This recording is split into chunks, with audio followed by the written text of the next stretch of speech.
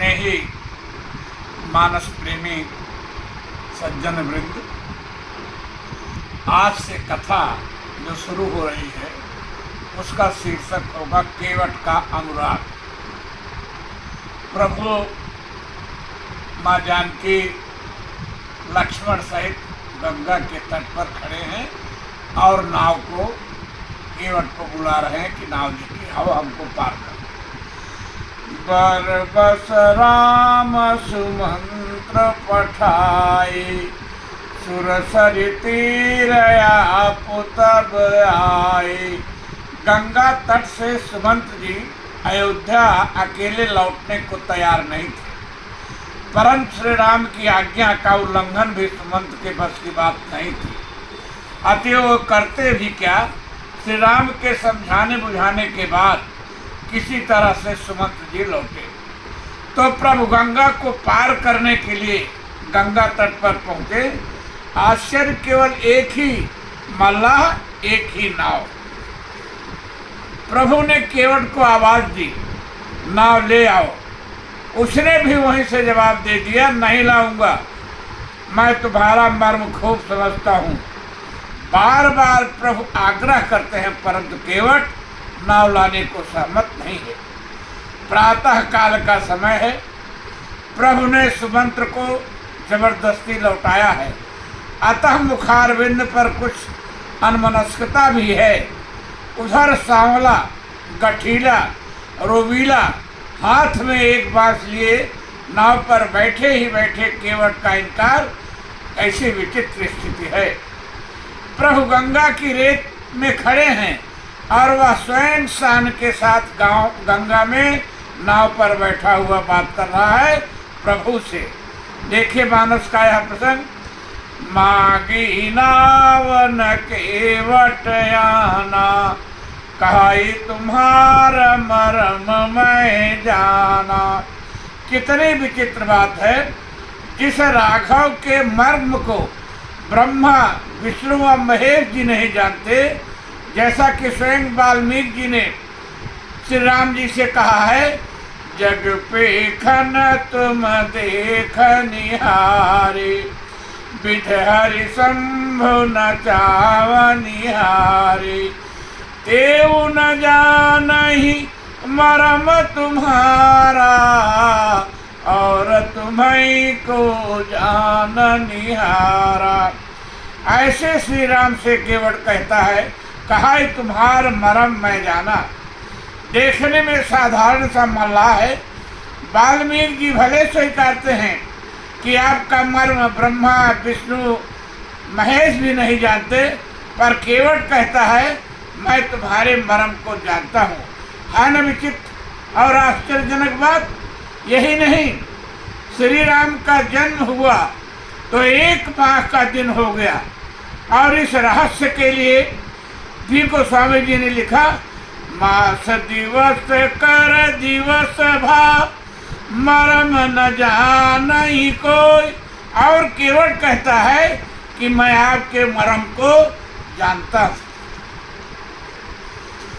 और भी देखें, सीता के हरण की योजना श्री राम ने बनाई, तो जो अहरनिश उनकी सेवा में रहता है उसको भी प्रभु की लीला का रहस्य नहीं पता चला। लक्ष्मण हो या मरम न जाना। और केवट का प्रभु के सामने दावा कि मैं आपको मरम को जानता हूँ। इतना ही नहीं, प्रभु लंका विजय कर अयोध्या लौटे। समस्त अवधवासी राघव से एक ही साथ मिलना चाहते हैं। प्रभु अकेले हैं और अयोध्यावासी बहुतेरे। परंतु श्री राम ने क्या किया, क्षण मही सब ही मिले भगवाना, उमा मरम यह काहू न जाना। किसी को भी प्रभु का यह मरम ज्ञात न हो सका, और केवट कहता है कि मैं आपके मरम को जानता हूँ। कितने आश्चर्य की बात है। केवट को राघव का मर्म कैसे ज्ञात है, इस पर विद्वानों ने बहुत कुछ लिखा है और कहा है, जिसमें कुछ प्रमुख का उल्लेख मैं यहाँ करना चाहूँगा। नंबर 1, केवट पूर्व जन्म में वशिष्ठ का पुत्र वामदेव था। श्रवण कुमार के वध पर लगे पाप को दूर कराने हेतु वशिष्ठ जी की अनुपस्थिति में दशरथ का पाप 3 बार राम राम राम कहलवाकर वामदेव ने दूर करा दिया था। एक बार के स्थान पर 3 बार राम नाम कहलवाकर प्रभु के नाम की महिमा के सामर्थ्य पर संदेह किया, क्योंकि जासु नाम सुमिरत एक बारा उतर ही नर भव सिंधु अपारा। ऐसे राघव का नाम एक की जगह 3 बार क्यों कहलवाया, इस पर रुष्ट होकर अपने ही पुत्र वामदेव को केवट होने का शाप वशिष्ठ से मिला था। इसलिए केवट कहता है कि मैं तुम्हारे मर्म को खूब जानता हूँ।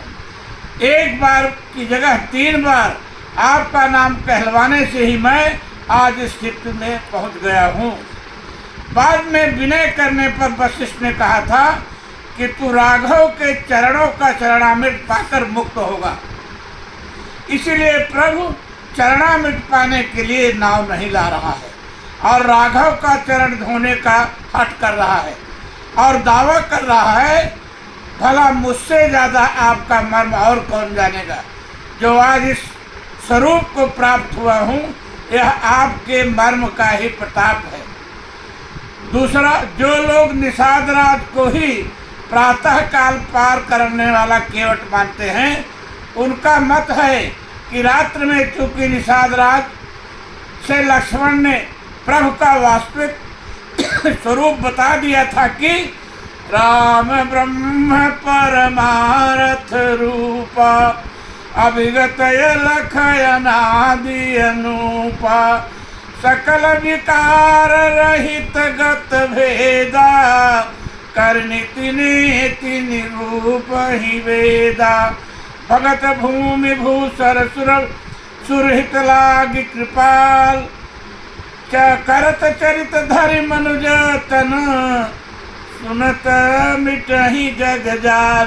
इसलिए राघव की कृपा प्राप्त करने के लिए ही प्रातः यही निषाद राज केवट प्रभु का चरणामृत प्राप्त करने के लिए नाव नहीं लाता। लक्ष्मण गीता के माध्यम से निषाद राज प्रभु का वास्तविक स्वरूप जान गया है, इसलिए प्रातः काल कह रहा है, भाई तुम्हारा मरम मैं जाना। बस मित्रों, अब कथा ही विराम लेगी। बहुत बहुत धन्यवाद। भवन भवानी धाम की जय।